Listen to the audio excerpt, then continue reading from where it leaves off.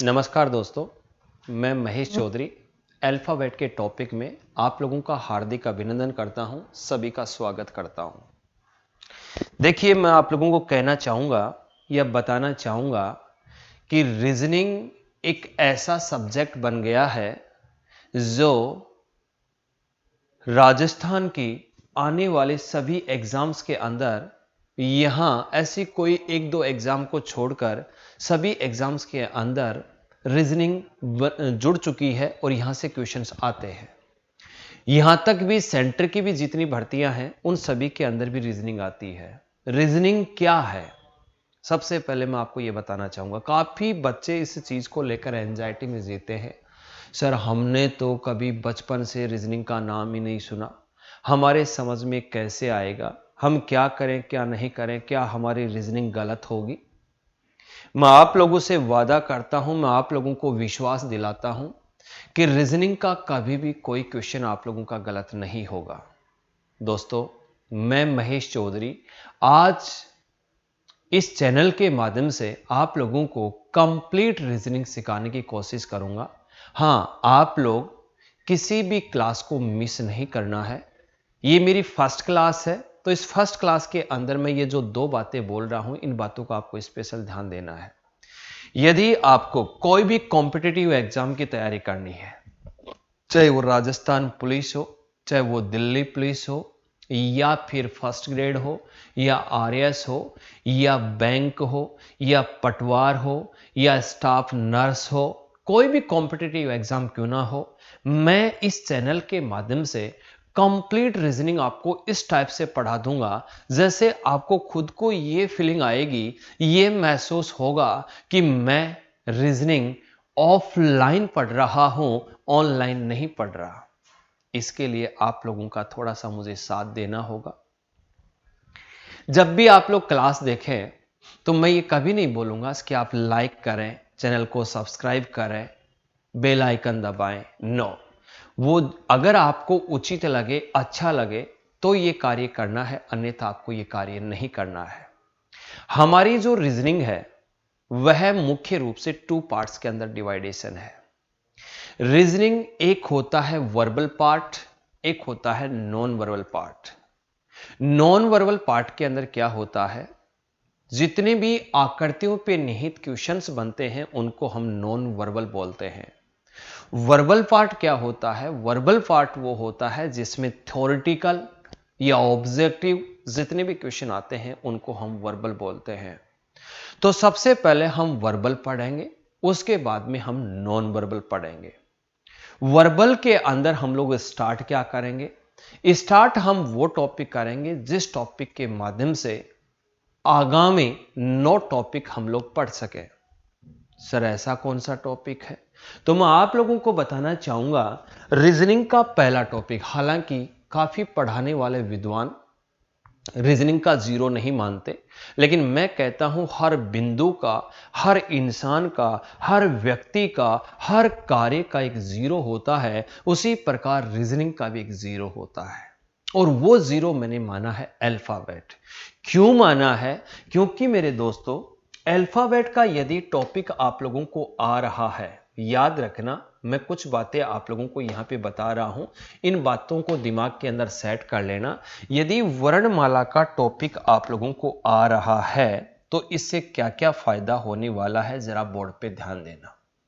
देखिए जी, टॉपिक का नाम मैंने लिखा है वर्णमाला।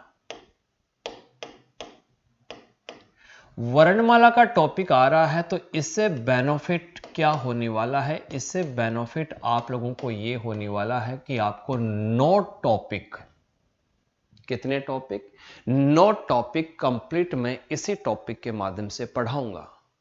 बोले सर, आज तक तो किसी ने नहीं पढ़ाया। भाई, मैं पढ़ाऊंगा, तुम्हारा भाई पढ़ाएगा, तुम्हारा दोस्त पढ़ाएगा, तुम्हारा गुरु पढ़ाएगा। ये आप लोग जब पढ़ लेंगे, तब लास्ट में आप खुद कहेंगे कि हाँ सर, वास्तव में आपने जो कहा वैसा ही करके दिखाया। खूब टीचर होते हैं, खूब पढ़ाने वाले होते हैं, जिनमें फर्स्ट में एक अलग जोश होता है, लेकिन लास्ट तक जब वो जाते हैं तो उनका जोश खत्म हो जाता है। नहीं, मेरा फर्स्ट डे जोश फिर भी थोड़ा बहुत कम रहेगा, लेकिन लास्ट डे आप खुद ये बोल दोगे कि हाँ सर, पहली क्लास से भी लास्ट क्लास में हमें ज्यादा मजा आया। देखो जी, इस टॉपिक से हम लोग 9 टॉपिक कौन कौन से सीखेंगे। पहला टॉपिक वर्णमाला, तो सीखना ही सीखना है। नंबर 2 टॉपिक, जैसे ही वर्णमाला आप लोग सीख जाएंगे तो कूटवाचन लेखन, जिसको हम बोलते हैं कोडिंग डिकोडिंग, भी सीखेंगे। नंबर 3 टॉपिक, जिसको हम बोलते हैं क्रम परीक्षण।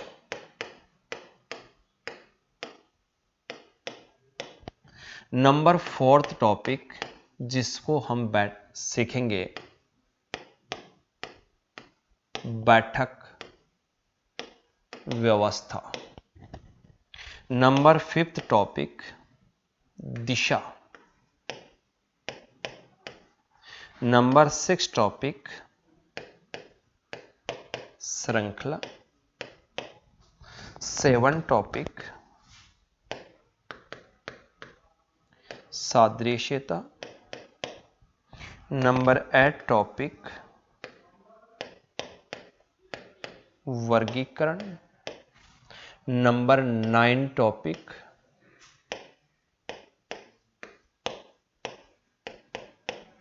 मैट्रिक्स। गारंटी लेता हूं, विश्वास दिलाता हूं, इसी टॉपिक के माध्यम से हम लोग ये कंप्लीट 9 टॉपिक पढ़ेंगे।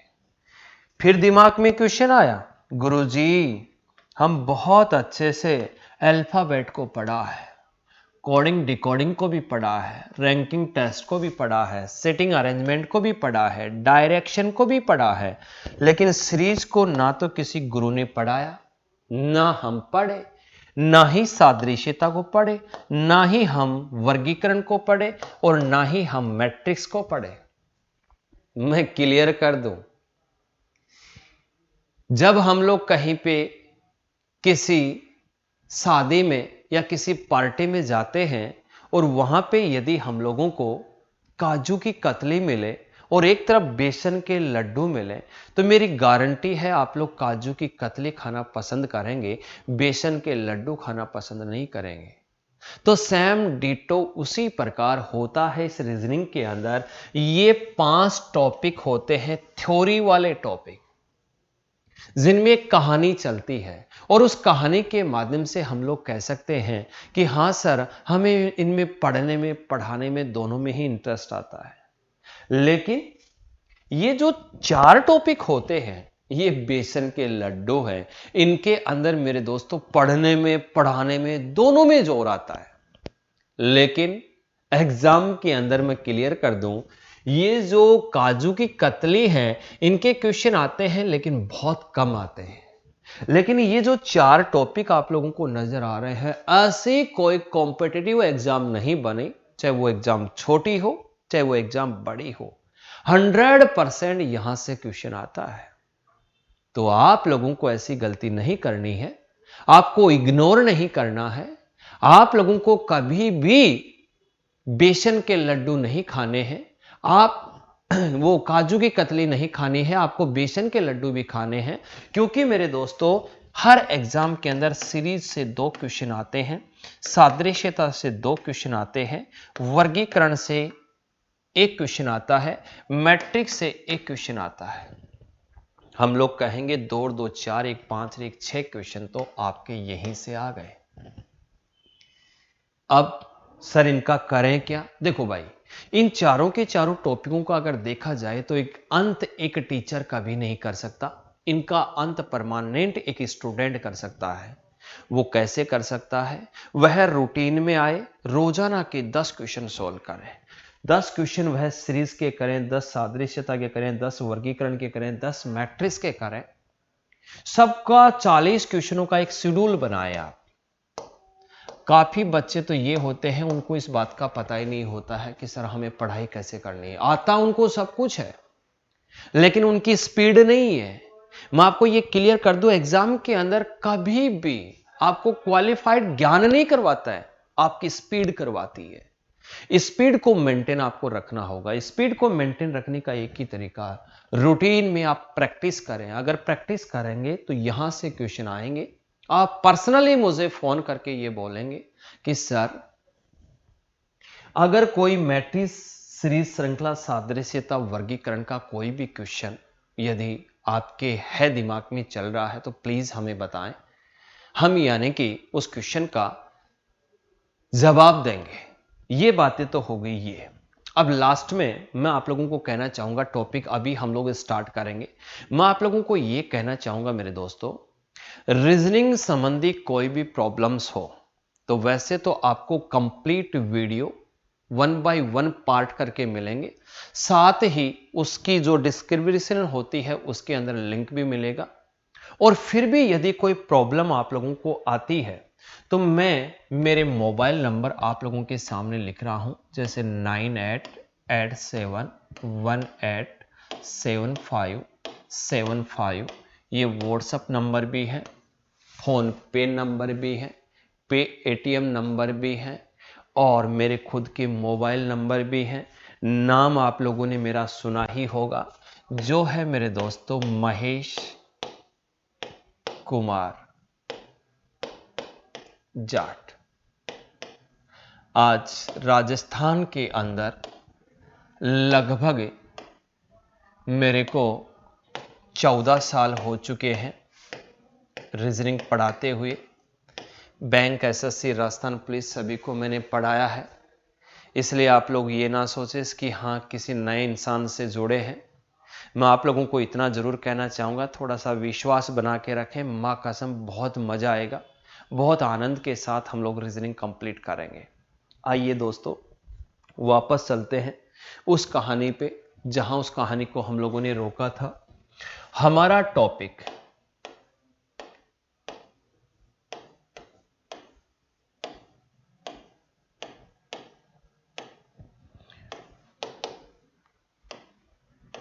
अल्फाबेट टेस्ट, जिसको हम लोग हिंदी में बोलेंगे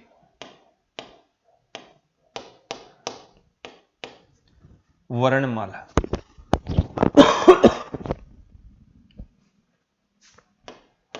वर्णमाला परीक्षण। दोस्तों रिपीट करना चाहूंगा, इंग्लिश में बोलते हैं अल्फाबेट, हिंदी में बोलते हैं मेरे दोस्तों वर्णमाला। और इस टॉपिक को 100% पढ़ने का मतलब तो आप लोग सीख ही चुके हैं कि इस टॉपिक से हम लोग 9 टॉपिक सीखेंगे।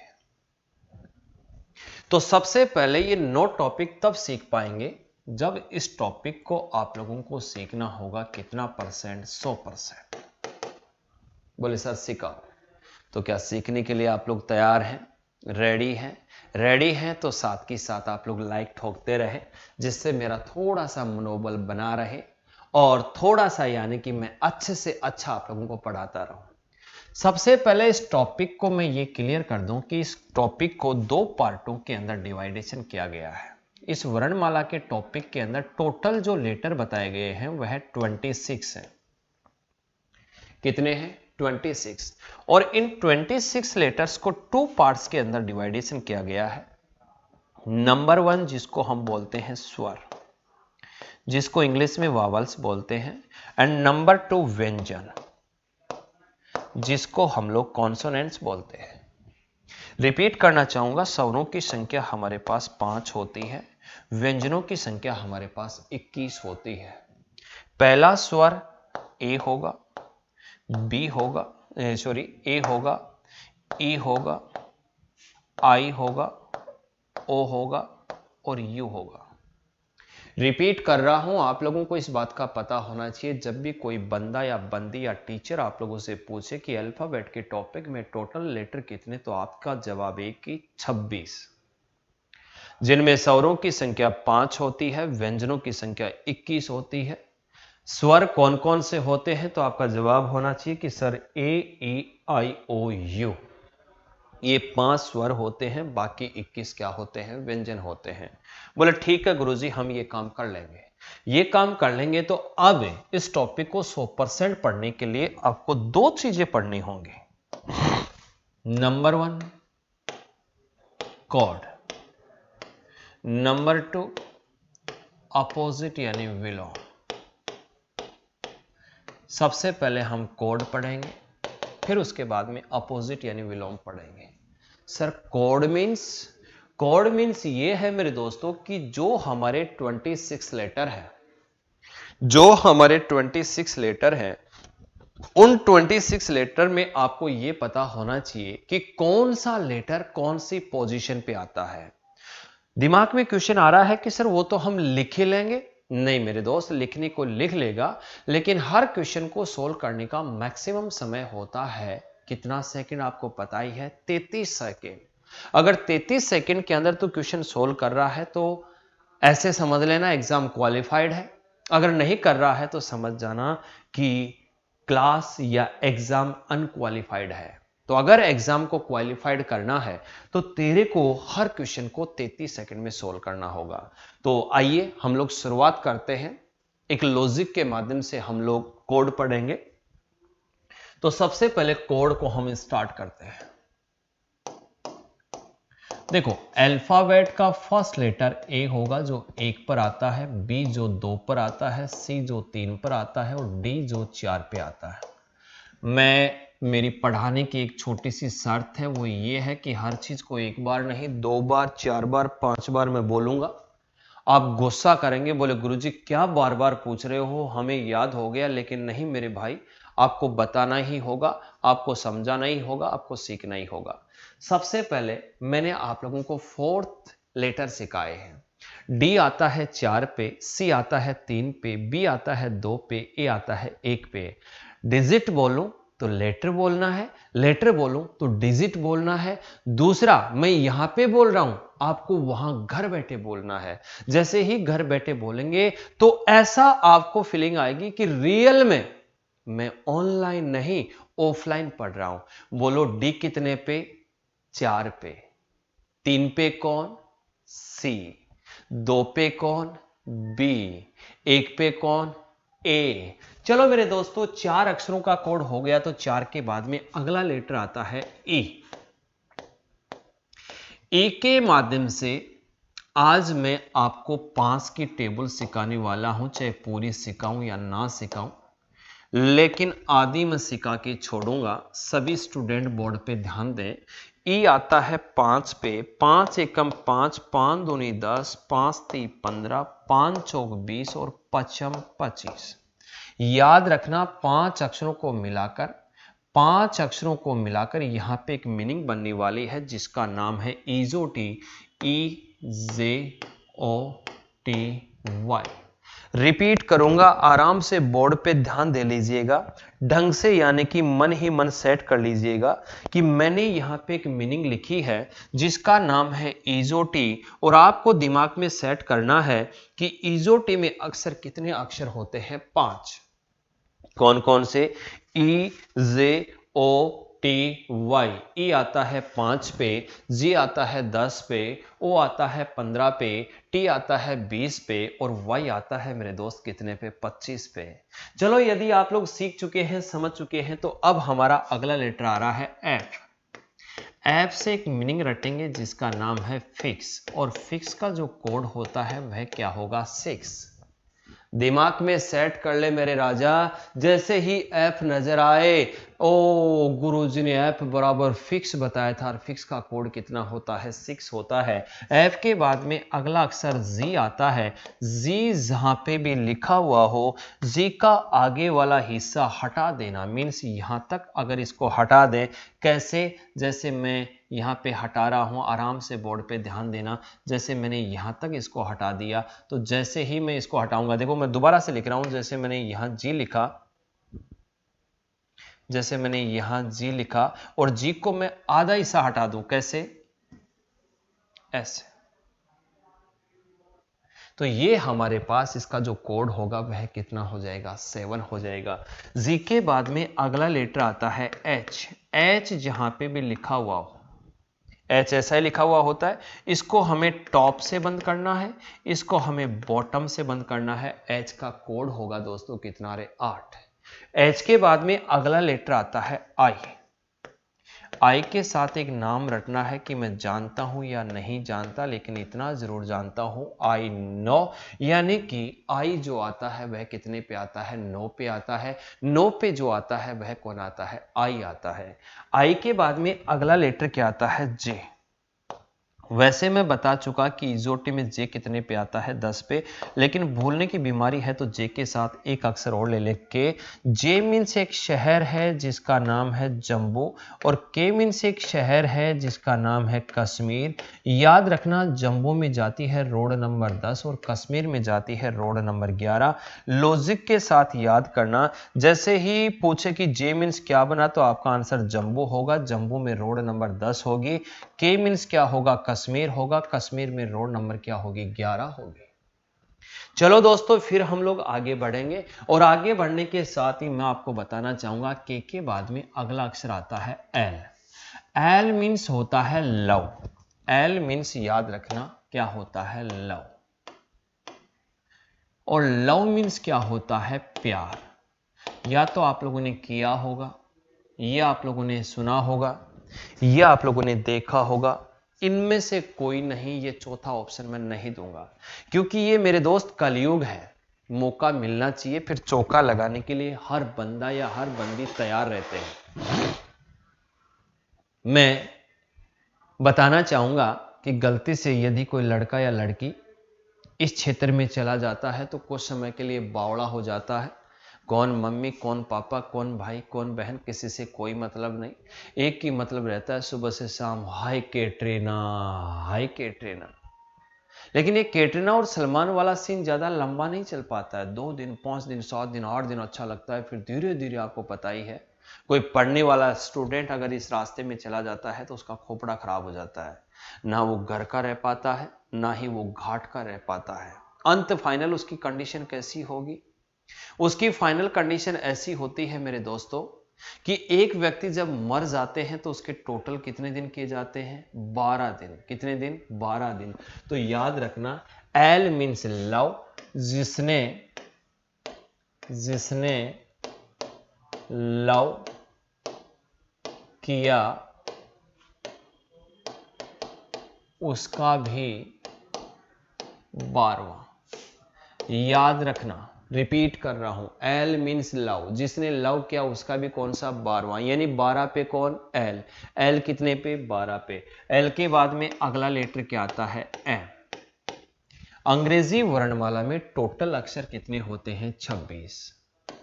हाफ लेटर कितने होते हैं, 13। और 13 पे हमारे पास कौन मिलता है, एम। यानी एम जो आता है वह अल्फाबेट के कहां आता है, मध्य में। अतः इसका कोड कितना होगा, 13। M means Mangalchand. ये मार्केट में गया, किसी के साथ छेड़खानी की, पीछे पीछे उसका पति देव आया, आके उसके पैर पकड़े और पैर पकड़ के इसको उल्टा कर दिया। जैसे ही इसको उल्टा किया तो एम की कंडीशन ऐसी हो गई। ऐसी होने का मतलब ये क्या है, उल्टा। और उल्टा में इक्का का अंक सेम होगा, 3 की जगह 3 लिखें और एक में 1 प्लस कर दें तो हमारे पास 2 होगा, यानी कि कोड क्या होगा, 23 होगा। आगे हम चलेंगे मेरे दोस्तों। एम के बाद में अगला अक्षर आता है एन। एन मीन्स क्या, माना कि आप लोग कोई एग्जाम देने के लिए गए, उसमें पढ़ाई करके नहीं गए और वहां पे तुक्का मारकर आए। तुक्का मारकर आने के बाद में पॉसिबिलिटी आप लोग क्या शो करेंगे, और नहीं यार 100 में से मेरे इतने आएंगे, मेरे इतने आएंगे, मेरे इतने आएंगे, जबकि ऐसा कुछ भी नहीं है। एन मीन्स एक मीनिंग रट लें, नंबर। माना कि एग्जाम के अंदर नंबर आपके कितने आए, 14 आए। एन के बाद में अगला अक्षर क्या आता है, ओ। थोड़ी देर पहले ही मैंने बताया था इजोटी में ओ आता है कितने पे, 15 पे। ओ के बाद में अगला अक्षर क्या आता है, पी। आप सभी की क्लास खत्म होने के बाद में हर स्टूडेंट अपने अपने घर जाता है।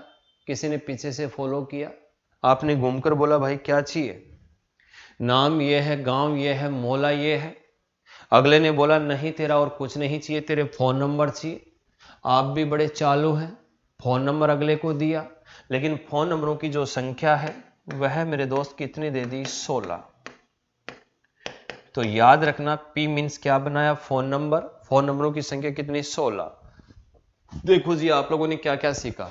एल मीन्स क्या बना, लव, जिसने लव किया उसका कौन सा 12वां।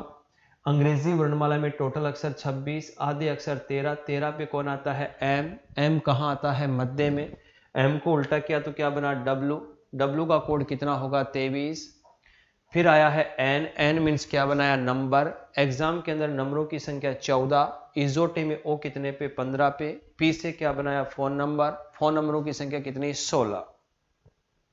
वर्तमान काल की बातें कर चुके हैं, अब थोड़ी सी भूतकाल की बातें कर लेते हैं। आज से 50 वर्ष पूर्व, आज से 50 वर्ष पूर्व मेरे दोस्तों जो शासन प्रणाली जो चला करता था वह कानूनी नहीं हुआ करता था, वह राजा महाराजों का चला करता था। तो हुआ क्या, एक थी रानी, याद रखना, एक कौन थी, रानी, और उस रानी की जो उम्र थी वह थी 17 वर्ष। क्या थी, 17 वर्ष।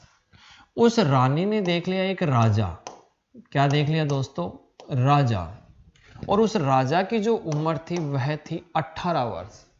रिपीट कर रहा हूं, एक कौन थी, रानी, रानी की उम्र क्या थी, 17, एक कौन था, राजा, राजा की उम्र क्या थी, 18।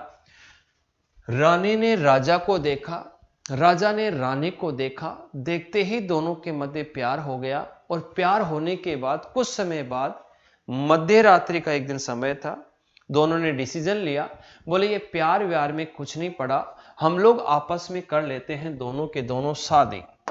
भाई साहब उन्होंने शादी की कौन से वर्ष में, 19वें वर्ष में। लेकिन आप लोगों को इस बात का पता है कि लव मैरिज किया हुआ सिस्टम चले तो सालों चल जाए, नहीं तो शाम तक की भी कोई गारंटी नहीं होती है। एक साल पहले दोनों के मध्य ऐसा सीन था कि एक रोटी के 2 टुकड़ा करके खाया करते थे, बोलो ये मेरा जानू खाएगा और ये मेरी जानी खाएगी। लेकिन एक साल बाद में दोनों के मध्य ऐसा सीन आ गया कि जब तक एक दूसरे के चांटा नहीं लगाएं तब तक, यानी कि मेरे दोस्तों, दोनों को रोटी नहीं भाई। तो जनता ने देखा कि साम्राज्य तो भाई साहब संपट हो गया। उन्होंने कहा, हे राजा, हे रानी, अगर तुम दोनों का संपट नहीं बैठ रहा है तो एक काम करो, एक दूसरे को क्या दे दो, तलाक।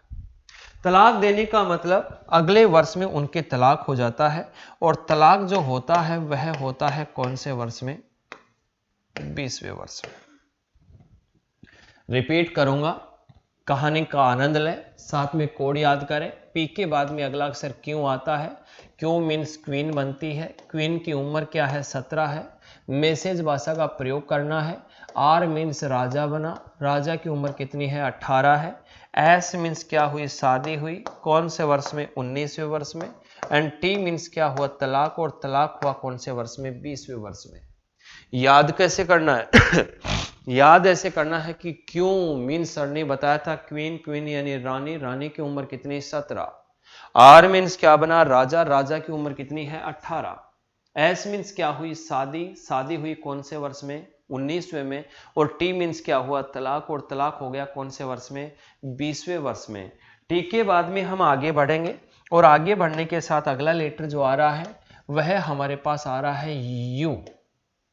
हमारे कानून के अंदर एक प्रावधान है कि एक लड़का और एक लड़की की शादी तभी हो सकती है जब लड़का होना चाहिए कितने का, 21 का, और लड़की होनी चाहिए कितने की, 18 की। तब तक 18 और 21 का रेशियो नहीं होता है तब तक, यानी कि मेरे दोस्तों, लड़का एंड लड़की की शादी नहीं हो सकती। अगर होती है तो बाल विवाह के जुर्म के अंदर कुछ समय उनको जेल में भी रहना पड़ सकता है। तो जब तक हम 18 और 21 का नहीं होते हैं तब तक कानून को गालियों पे गालियां देते रहते हैं। बोले कब मैं 21 का होऊंगा, और कब मैं घोड़ी चढ़ूंगा, और कब वो मेरे कंप्लीट यार दोस्त आएंगे, और कब वो पी के पूरी की पूरी बारात का सत्यानाश करके जाएंगे। जबकि कभी भी हम लोगों ने ये नहीं सोचा कि ये कानून हम लोगों पे जो बंदिश लगा रखी है इसका रीजन क्या है। दोस्तों, कानून ये कहता है कि जो लड़का 21 वर्ष का हो जाता है उसमें वह सोच समझ आ जाती है, उसमें वह कंप्लीट यानी कि ज्ञान आ जाता है कि सही और गलत का फैसला वह स्वयं लेना सीख जाता है। तो याद रखना, कानून की नजर के अंदर जो लड़का 21 वर्ष का होता है उसको माना गया है युवा, और युवा की जो उम्र मानी गई है वह कितनी मानी गई है, 21। यू के बाद में अगला अक्षर मेरे दोस्तों क्या आता है, वी। आपने आस पड़ोस के अंदर देखा होगा, गांव मोहल्ले के अंदर आप लोगों ने देखा होगा, यदि कोई व्यक्ति बार बार कोई उपलब्धि का काम करता है, जैसे चुनाव जीतता है या मेरिट में आता है, तो फिर उसमें भी एक गर्व आता है, एक घमंड आता है। वो ये कहता है कि अक्खा राजस्थान या अक्खा इंडिया को पता चलना चाहिए कि दोबारा से वार्ड नंबर 13 का पप्पू राम पार्षद बन चुका है। और वो मीडिया को बुला के कभी यूं करके फोटो खिंचाएगा, कभी यूं करके, कभी यूं करके, कभी यूं करके। इसका मतलब ये नहीं कि मैं देखने वालों की दोनों फोड़ रहा हूं, नहीं। इसका मतलब होता है वी। वी मीन्स क्या होता है? विक्ट्री। और विक्ट्री मीन्स क्या होता है? विजेता। और विजेता हुआ वह कितने अंगुलियों से? 2 अंगुलियों से। तो उसका कोड जो होगा वह कितना होगा? 22। वी के बाद में अगला अक्षर क्या आता है? डब्ल्यू। ऑलरेडी मैं क्लियर कर चुका कि सीधा है तो एम है, उल्टा है तो डब्ल्यू है। डब्ल्यू जो होगा वह कितने पे होगा? 23 पे। इसके बाद में अगला अक्षर आता है एक्स। एक्स में एक सरल रेखा, यह है 2 सरल रेखा। यहां पे मैंने 2 लिखा। इसका विभाजन मेरे पास कितना हुआ? तो विभाजन मेरे पास कितना हो गया? 4। अतः कोड इसका क्या होगा? 24। x के बाद में अगला अक्षर y आता है। इजोटी का प्रथम अक्षर e आता है जो 5 पे आता है। अंतिम अक्षर y होता है। y कितने पे आता है? 25 पे आता है। अल्फाबेट का फर्स्ट लेटर a होता है। लास्ट लेटर हमारा क्या होता है? z। और z कितने पे होता है? 26 पे होता है। दोस्तों, हम लोगों ने रीजनिंग पढ़ना स्टार्ट कर दिया है, इसमें किसी प्रकार का कोई शक नहीं है। और ये आप लोगों को पता चल भी चुका है कि हम लोगों ने जैसे ही रीजनिंग का श्री गणेश किया है, तो उसमें पहला टॉपिक हम लोगों ने अल्फाबेट लिया है। देखिए, मैं एक बार आप लोगों को रिपीट कर देता हूं कि इस अल्फाबेट के टॉपिक से हम लोग क्या क्या सीखने वाले हैं, क्या क्या सीखने वाले नहीं हैं। सबसे पहले मैंने आप लोगों को बताया था कि अगर ये अल्फाबेट का टॉपिक आप लोगों को आ जाता है, तो इस टॉपिक के माध्यम से हम लोग कंप्लीट 9 टॉपिक पढ़ेंगे। 9 टॉपिक पढ़ने के साथ साथ ही फिर मैंने आपको मेरे हेल्प नंबर दिए, और हेल्प नंबर देने के साथ ही हम लोगों ने अल्फाबेट का टॉपिक स्टार्ट किया, जिसके अंदर सबसे पहले हम लोगों ने इसका बेसिक में ये बताया कि हमारा जो अल्फाबेट का टॉपिक है, इसमें टोटल लेटर 26 होते हैं और स्वरों की संख्या 5 एंड व्यंजनों की संख्या इसमें कितनी होती है? 21 होती है। और स्वर कौन कौन से होते हैं? ए, ई, आई, ओ, यू होते हैं। और बचे हुए 21 हमारे पास क्या होंगे? व्यंजन होंगे। फिर अगर इस टॉपिक को 100% पढ़ना है, तो इसमें पहला बिंदु हम लोगों ने लिया कोड का। कोड में 4 लेटरों का मैंने किसी प्रकार का कोई लॉजिक नहीं बताया। ए आता है 1 पर, बी आता है 2 पर, सी आता है 3 पर और डी आता है कितने पे? 4 पे। आप लोगों को रूटीन में इस टाइप से याद होना चाहिए कि जब आप लोग आंख बंद करके सो रहे हो या कहीं पे चल रहे हो, रात को सपने आपको जो गलत आते हैं वो ना आकर मेरे दोस्तों ये कोडों के सपने आए, जिससे यानी कि आगे पढ़ाने में मेरे को बड़ी ही आसानी होगी, बड़ा ही आप लोगों को मजा आएगा। फिर मैंने इजोटी बताई, याद रखना है। इजोटी में 5 अक्षर होते हैं, ई, जे, ओ, टी, वाई। 5, 10, 15, 20, 25। ऐप से लॉजिक बताया। फिक्स, फिक्स का कोड क्या है? 6। जी का आगे वाला हिस्सा हटा दो, जी का कोड कितना है? 7। एच को ऊपर बंद नीचे बंद, एच का कोड कितना है? 8। आई के साथ एक नाम रटा, I know. I know. J means शहर, जम्बू था। के मीन्स शहर, कश्मीर था। जम्बू में रोड नंबर 10 जाती है, कश्मीर में रोड नंबर 11 जाती है। अरे मेरे दोस्तों, इसके बाद में हम लोगों ने पढ़ा एल। एल मीन्स लव, जिसने लव किया उसका भी कौन सा हो गया? 12वां। अंग्रेजी वर्णमाला में टोटल अक्षर 26 होते हैं, हाफ लेटर 13 होते हैं। 13 पे कौन? एम आता है। एम का उल्टा हमारे पास क्या हो गया? डब्ल्यू। डब्ल्यू का कोड कितना है? 23। एन से हम लोगों ने एक मीनिंग रटी है जिसका नाम नंबर है। एग्जाम में आपको लॉजिक ये बनाना है कि एग्जाम के अंदर नंबरों की संख्या मेरे पास कितनी आई? 14 आई। इजोटे में ओ होता है 15 पे। पी से बनाया फोन नंबर, याद रखना है, सर ने पी से फोन नंबर बताया था और फोन नंबरों की संख्या कितनी बताई थी? 16।